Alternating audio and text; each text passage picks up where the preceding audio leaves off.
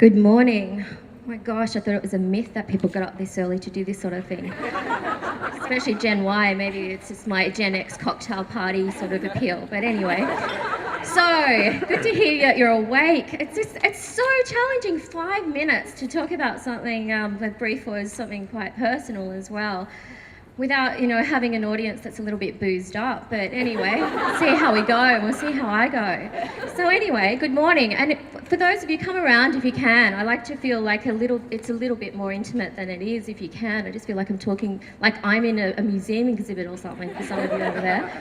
So anyway, so I thought about what's stopping me and thinking about that really personally. And what I thought about, what came to mind is I was reading this trashy magazine, but the interesting thing about that was an exercise about writing a letter to your 16-year-old self and what you would say, what advice you'd give to that 16-year-old self.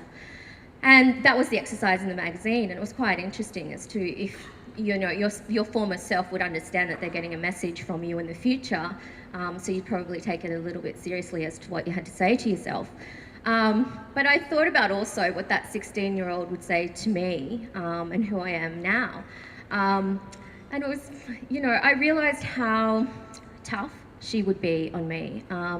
She'd think it was pretty cool that I had a title like CEO because she was into that kind of stuff. And once you get there, you kind of don't. You realise it's not all that fun or that cool, or the status that you think it comes with is that awesome, because it, clearly it comes with hard work. So I wanted to move forward into something that I still struggle with, which is my inner voice. And I'm probably not going to say anything new to you that Oprah hasn't already said or someone else. But it's about my inner voice. And I wanted to call her Ivy. And when I wrote that, I just thought, oh, thank you, someone got that. Because when you read it, IV is your inner voice. So yeah, that's for the people who weren't awake. You're my kind of people. Yeah, I know. So my inner voice, is so tough on me and probably treats me worse and says things to me that I would not let anybody else say to me. And I struggle with my inner voice, and I guess we all do. And I thought about, why is it that I let this inner voice be there that can be so negative and not give me leeway as much as I do for other people? And I thought about it, and I started to get hard on my inner voice when I was putting my thoughts together to talk to you today.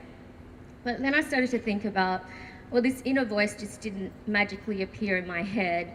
And then my thoughts went to a book I read, Eat, Pray, Love. And for those of you who are thinking this is a self-help thing, Eat, Pray, Love thing, relax, it's not. Because I was just, I would love that my inner voice turned out to be God. Like, how helpful would that be? If also the worst thing that happens to you is a breakup, and then next thing, oh my God, God's talking to you on the bathroom floor.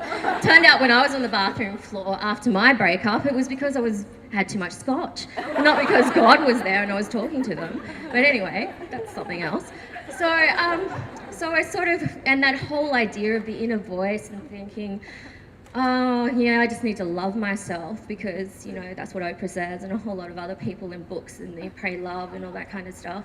But I was kind of like, that doesn't work for me. That really does not work for me, just to say, oh, just love yourself and accept it. And again, back to the idea of, okay, how did this inner voice come to be? And I thought about the influences and the voices and the experiences and the people who did influence me, from teachers to Dolly magazine to all sorts of things growing up. As to, I grew up in a small country town, and there were only really two ethnicities, which was black or white. Even if you were brown, it was kind of like, oh, well, I must be black. Yeah, because I'm not white, clearly. So all those ideas and all those expectations that were placed on, I can hear in that inner voice from time to time that comes through that says I'm not good enough, or that I need to work harder, or I'm not smart enough, or not this, or I'm not that.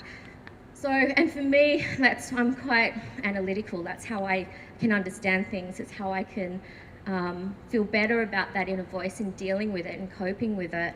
And recognizing that it will always be there and that it didn't just appear in my head like the Eat, Pray, Love God idea, that it was influenced by negative people and that I was hanging on to some of those experiences of racism, of not being good enough and playing to it.